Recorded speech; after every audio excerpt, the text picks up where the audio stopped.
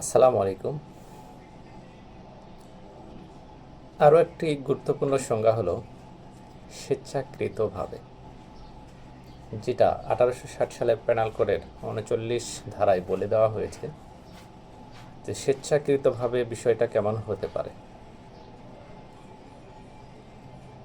স্বেচ্ছাকৃতভাবে বিষয়টা এমনই হতে পারে যদি কোনো ব্যক্তি জেনে বুঝে নিজের ইচ্ছায় কোনো কাজ করে, তাহলে সে স্বেচ্ছাকৃতভাবে করেছে বলে গণ্য হবে। এখন আপনি জেনে বুঝে যে একটা কাজ করলেন, কিভাবে বুঝবেন? ধরেন আপনারা কয়েকজন একটা বস্তিতে ডাকাতির উদ্দেশ্যে গেলেন।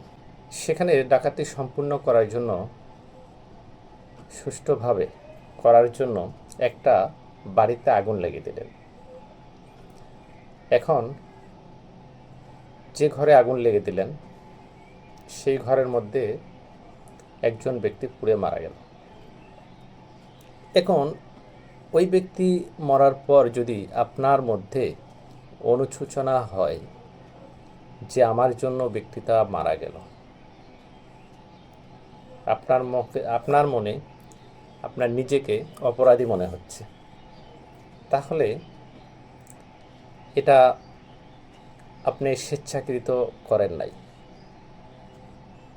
কিন্তু আপনি জানতেন যে ঘরে আগুন লেগে দিচ্ছেন ওই ঘরের লোক আছে, যে আগুন লেগে দেওয়া হলে সেই লোকটা মারা যাবে, এটা আপনি নিশ্চিত।